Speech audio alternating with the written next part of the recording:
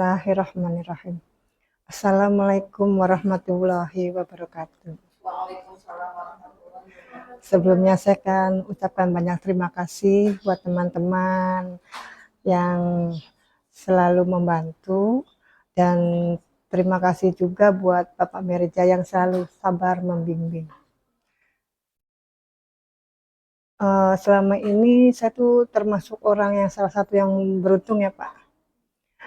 Di usia yang genap pas 50 tahun saya diterima di IMBIS ini karena maksimal umurnya 50.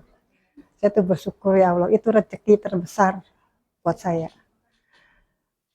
Pelajaran yang saya dapatkan dari IMBIS 5 ini sangat banyak Pak, kalau mau ditulis kayak sih seperti novel. Panjang banget. Terutama buat merubah jati diri saya Pak. Yang tadi ngomongnya asal ceplas-ceplos. Sekarang saya kalau bicara lebih berpikir lagi, apa yang saya capai itu benar atau tidak gitu. Yang tadinya kepedean, yang penting kita bisa ngomong, yang penting bisa tampil. Ternyata kadang apa yang kita omongkan dengan sikap kita yang nggak wajar, kadang kita bisa merendahkan diri kita sendiri. Masya Allah, di sini mindset kita dirubah Pak, pola pikir kita dirubah, cara bicara dirubah. Dulu kita selalu bilang, saya pengen berbaik ke semua orang agar orang lain berbaik hati gitu ya. Sekarang tidak Pak. Saya ingin merubah diri saya lebih baik lagi agar orang menganggap saya itu baik gitu. Pelajarannya banyak sekali. Pertama, literasi keuangan itu paling utama Pak. Awal masuk IMBIS saya dianggapnya nggak serius Pak. Asal nulis aja, yang penting bikin laporan Bapak, selesai. Sekarang tidak. Harus ditulis benar-benar Pak. Tujuannya tuh apa? Kita mencari ilmu di sini. Kalau tidak diterapkan, seperti menulis di air atau menampung air di ember yang bocor, nggak dapat apa-apa Pak. Dan saya nggak mau seperti itu. Dari 2019 Pak, saya ikut kegiatan sana kemari, sana kemari. Tapi belum saya terapkan. Dan saya kadang, iya apa yang kayak cari itu. Di sini saya sangat mendapatkan, Masya Allah, Alhamdulillah ya Allah. Mindset saya udah dirubah, cara berpikirnya lebih ke arah yang seperti pengusaha yang sesungguhnya tuh Pak. Alhamdulillah, tadi yang produksi telurnya sedikit, sekarang bertambah. Terus kita bisa benahi yang tadinya konsumen tidak kita sapa, saya sapa gitu. Terutama yang paling utama itu doa yang Bapak share di grup. Itu awalnya saya nganggap biasa aja.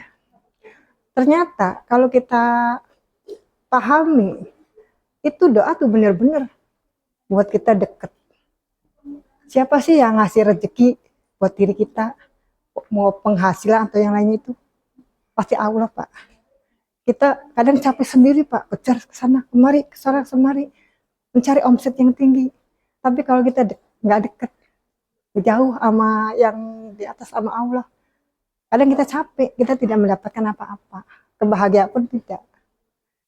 Di situ saya terapkan satu persatu, walaupun secara teknik ya Pak, mohon maaf, materi itu kadang kita nggak nyampe. Tapi buat penerapan di usaha, saya berusaha apa yang menjadi cita-cita saya itu terwujud. Kalau hambatan yang paling utama itu Pak, buat saat ini, kita kadang bisa menerapkan keuangan tuh yang lebih simpel lagi itu. Kita masih belajar. Terus bagaimana kita tuh menerapkan cara berbicara yang benar, kita masih butuh banyak belajar ya Pak. Terutama harapan kedepannya saya tuh pengen punya usaha Pak. Istilahnya bukan hanya sekedar memperbanyak penghasilan atau omset yang besar aja, bukan. Tapi bagaimana kita bermanfaat buat orang lain juga. Bisa menghidupkan lingkungan tersebut menjadi lingkungan yang produktif, tidak ada ibu yang menganggur gitu. Buat ibu-ibu yang istilah yang kreatif.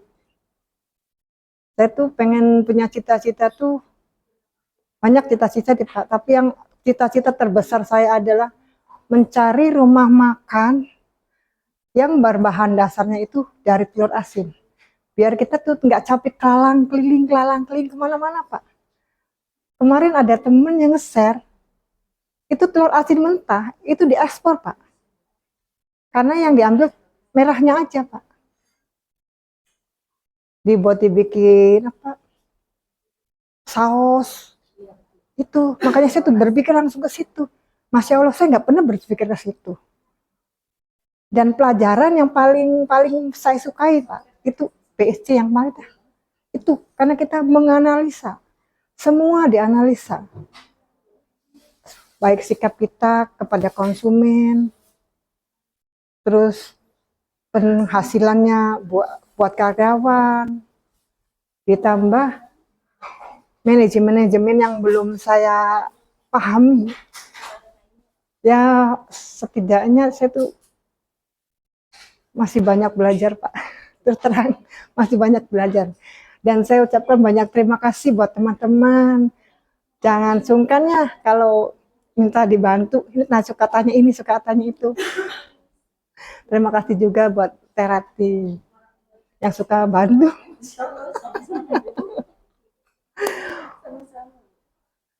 Tapi yang paling terutama saya ucapkan banyak terima kasih buat RBC Cirebon yang sudah mengadakan Inbis. Itu aja. Masya Allah, terima kasih. Assalamualaikum warahmatullahi wabarakatuh.